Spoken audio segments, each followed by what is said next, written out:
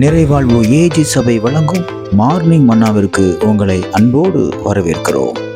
கர்த்தருடைய பரிசுத்த நாமம் மகிமைப்படுவதாக. இந்த நாளில் உங்களை சந்திப்பதிலே மிகுந்த சந்தோஷம். எனக்கு அன்பான தேடு பிள்ளைகளே, நிறைய பிரச்சனைக்குள்ள நீங்க போயிட்டு இருக்கலாம்.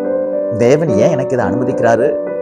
நான் பிறந்ததுல இருந்தே இப்படி கஷ்டப்படுறேனே, பிறந்ததுல இருந்து கஷ்டப்பட்டதை காட்டிலும் நான் இப்ப ரொம்ப கஷ்டப்படுறேன், ரொம்ப வேதனையில நான் இருக்கிறேன் அப்படின்னு சொல்லி கர்த்தர் என்னை கைவிட்டுட்டாரோ, எனக்கு இவ்வளவு பிரச்சனையை கொடுத்த ஆண்டவர் என்னை மறந்துட்டாரோ அப்படின்னு சொல்லி இந்த பிரச்சனையிலிருந்து நான் எப்போ வெளியே வருவேன் அப்படின்னு நீங்க உங்க இருதயம் ஏங்கி கொண்டிருக்குதான். இன்னைக்கு கர்த்தர் உங்க கூட பேசுகிறார். என்ன வார்த்தை தெரியுமா?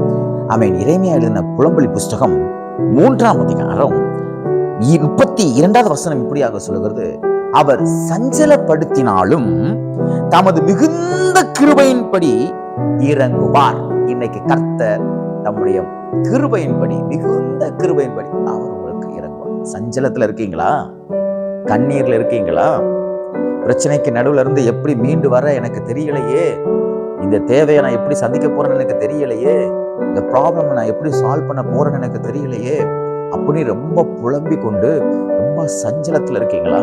பாருங்க, இது இயேசு கிறிஸ்துவோடு கூட அந்த சீஷர்கள் அவன் நல்லா ஊழியத்தை முடிச்சுட்டு ரொம்ப சந்தோஷமா ஆண்டவரா இயேசு கிறிஸ்து செஞ்ச அற்புதத்தெல்லாம் சொல்லிட்டு அவங்க படகுல போயிட்டு இருக்கிறாங்க. படகுல போயிட்டு இருக்கும் பொழுது அவங்க ரொம்ப எவ்வளவு சந்தோஷமா இருந்தாங்களோ அவ்வளவுக்குள்ள காற்று பயங்கரமா அடிச்சு அந்த படகை கவிழ்க்க ஆரம்பிக்குது.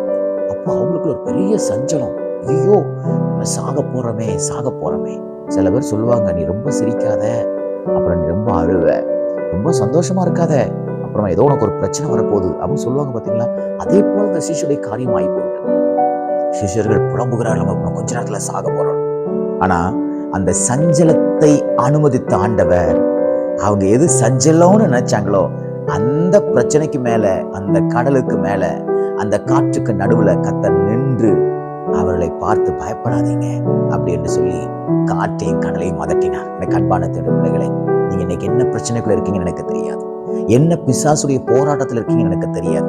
உங்களை பார்த்து நிறைய பேர் சொல்லலாம், உனக்கு வைப்பு சூனியம் வச்சிருக்கிறாங்க, உனக்கு அது பண்ணியிருக்காங்க, இது பண்ணியிருக்காங்கன்னு சொல்லி உங்களை சுற்றிலும் இருக்கிறவங்க எல்லாரும் உங்களை பயம் காட்டி சஞ்சலத்துக்குள்ள மாற்றலாம்.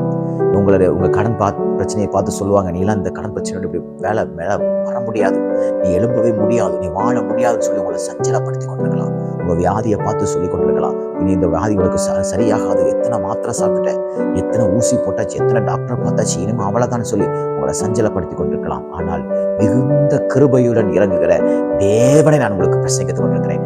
இந்த தேவன் உங்களுக்கு மிகுந்த இரக்கத்தோடு இறங்கி இன்றைக்கு அற்புதங்களை செய்வார். பயப்படாதீங்க. சஞ்சலத்துக்குள்ள அனுமதித்த ஆண்டவர் நிச்சயமா இந்த சஞ்சலத்தை நீக்கி போட அவர் உங்கள் பட்சமாய் இறங்கி வந்து இன்றைக்கு ஒரு பெரிய அற்புதத்தை செய்ய போகிறார். நீங்கள் இருந்த நிலையை இன்றைக்கு மாற்றி அமைத்து ஒரு புதிய வாழ்வையும், ஒரு புதிய சந்தோஷத்தையும், ஒரு புதிய பலத்தையும், ஒரு புதிய சுகத்தையும், ஒரு புதிய ஆரோக்கியத்தையும், ஒரு புதிய செழிப்பையும், ஒரு புதிய மகிழ்ச்சியும் கர்த்தர் இன்றைக்கு தந்து உங்களை ஆசீர்வதிப்பாராக. இந்த நாள் உங்கள் சஞ்சலங்கள் எல்லாம் நீங்குகிற நாளாய், தம்முடைய கிருபை நிமித்தமாய் உங்களுக்கு அற்புதங்களை செய்கிற நாளாக தேவன் மாற்றி விடுவாராக. God bless you.